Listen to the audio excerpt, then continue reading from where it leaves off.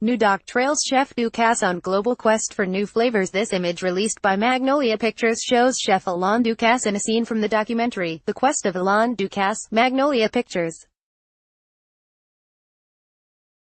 Via AP, New York, AP. In the new documentary, The Quest of Alain Ducasse, the esteemed French chef steps off a small plane in the middle of the Gobi Desert in Mongolia. As he stands pondering the vast emptiness, a motorcycle suddenly appears, as if out of nowhere, carrying two men. The bemused chef chuckles. There are customers everywhere. For Ducasse, 61, that seems to be a fundamental truth, and a driving force. The man oversees a veritable empire, with 27 restaurants across the globe, and 19 Michelin stars among them. From his first 3-star triumph as a young upstart at the Louis XV in Monaco, to his haute healthy, no-meat Paris eatery at the Place Athénée, to his recently opened restaurant at the opulent Versailles Palace, where a special royal dinner costs €1,000, he seems on a non-stop mission to expand. In September, he'll open a new restaurant on an electric boat floating along the Seine. There was a time when Ducasse, who grew up on a farm in southwestern France, spent most of his hours behind the stove. Now, he seems to spend most of them in the air, crisscrossing the globe, tasting new menus, seeking new flavors.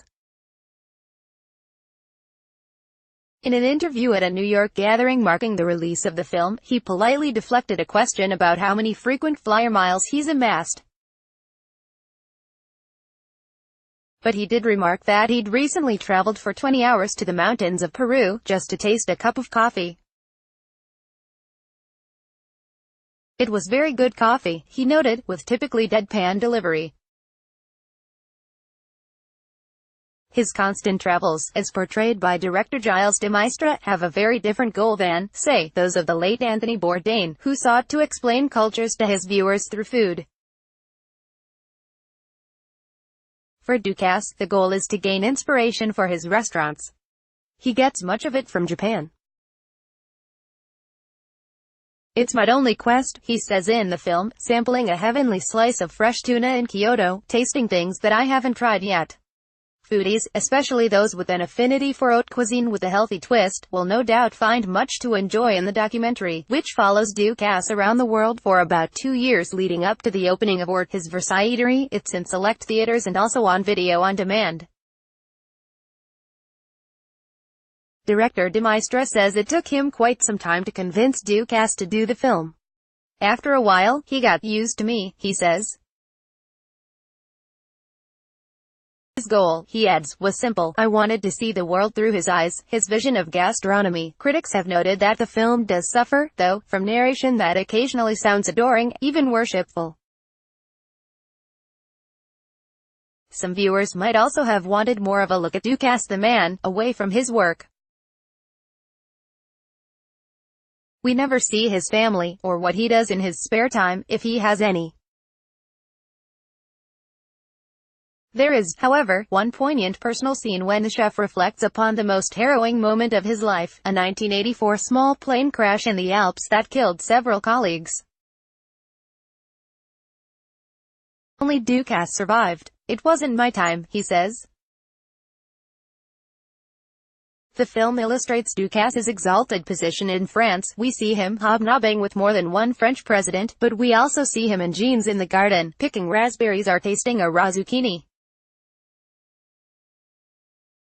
Despite his poker face, he can be funny. A good meal, he tells the gardener, depends on who you're with. If you're not in good company, it's better to be alone with a good vegetable. We see a man who can lose his patience, for example when he sees a staffer serve pre-poured champagne, rather than pouring in front of the guest. He admits that sends him into hysterics. And we see someone who's clearly competitive. After inaugurating a high-end cream puff kiosk at a Tokyo rail station, he buys a competitor's cream puff elsewhere for comparison, tasting it back in his hotel room. According to the film, Ducasse is said to have a perfect palate, as others have perfect pitch. Ducasse himself is much more prosaic about his gifts.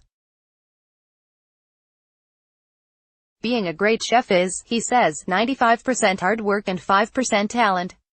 We also see a socially conscious side of Ducasse, cooking a meal for locals in Brazil from unused leftovers at the Olympic Village, and visiting the cooking school he's created for underprivileged youth in the Philippines.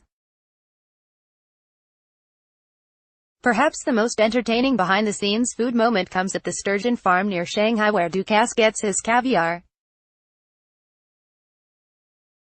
If you've never seen a sturgeon the size of a minivan being sliced open to display its glistening eggs, it's worth your while.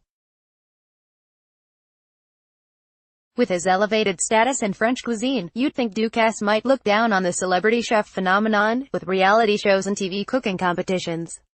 He says he doesn't. It's good for our industry, he said at the recent New York gathering.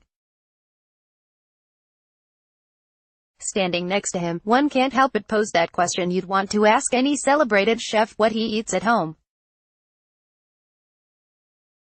Maybe vegetables from the garden, he replied. Low protein, low sugar. No wine. It fits in with his all-around philosophy, he said. We must eat better, and less. Copyright 2018 The Associated Press. All rights reserved.